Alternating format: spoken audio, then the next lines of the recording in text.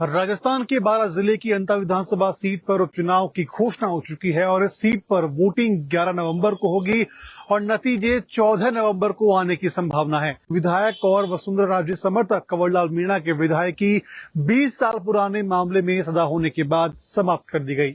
मामला एसडीएम पर पिस्तौल तानने का था, जिसमें दोष सिद्ध होने के कारण कंवरलाल मीणा को मई में विधायकी से अयोग्य घोषित कर दिया गया और इस सीट का राजनीतिक महत्व भी काफी ज्यादा बड़ा है। 2023 के विधानसभा चुनाव में कंवरलाल मीणा ने कांग्रेस के वरिष्ठ नेता और पूर्व मंत्री प्रमोद जैन भाया को मात दी थी।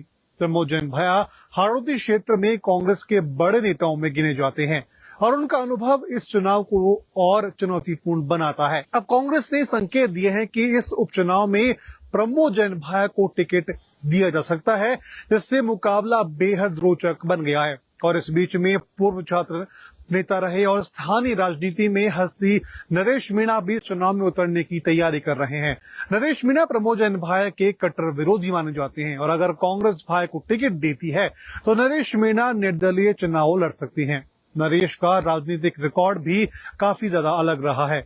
पिछले साल उन्होंने देवली उनियारा उपचुनाव में निर्दलीय उम्मीदवार के रूप में चुनाव लड़ा और कांग्रेस को कड़ी टक्कर दी थी। उनके मैदान में आने से चुनाव में सियासी हलचल और ज्यादा बढ़ गई है। अंता विधानसभा क्षेत्र में कुल लगभग 2.27 लाख वोटर्स हैं। हाल ही में वोटर लिस्ट के पुनरीक्षण अभियान में 1336 नए वोटर शामिल हुए हैं। वर्तमान में लगभग 1,16,000 पुरुष और 1,11,000 महिलाएं हैं। युवा मतदाताओं और नए वोटर्स की संख्या इस चुनाव में निर्णायक साबित हो सकती है।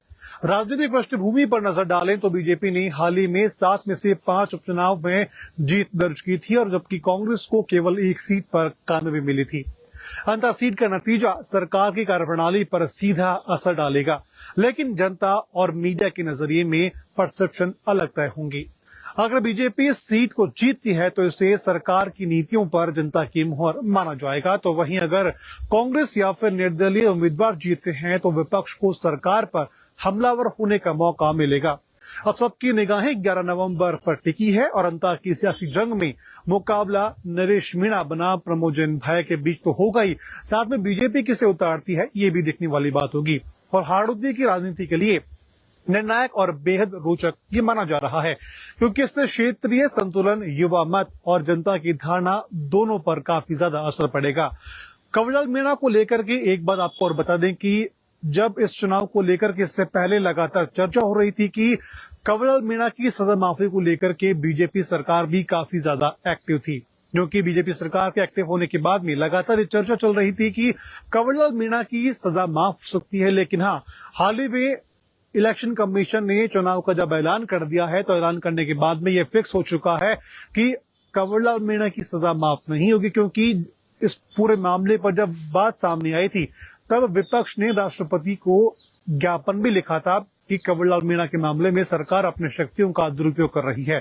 खैर, अब चुनाव का ऐलान हो चुका है तो आगामी समय में जो चुनाव होंगे अंता सीट पर वो काफी ज्यादा रोचक होने वाले हैं। अगर कांग्रेस प्रमोद जैन भाया को टिकट देती है तो निश्चित तौर पर नरेश मीणा उनके सामने निर्दलीय मैदान में उतरेंगे और इससे मुकाबला द्विपक्षीय नहीं बल्कि त्रिकोणीय मुकाबला देखने को मिलेगा और अंता चुनाव ये निश्चित करेंगे कि सरकार की कार्यशैली कितनी कारगर साबित हो रही है और जनता के बीच में कितना ज्यादा उनकी योजनाओं का असर देखने को मिल रहा है। वीडियो जर्नलिस्ट कृष्ण शर्मा के साथ रौनक पारेख, पंजाब केसरी टीवी, जयपुर।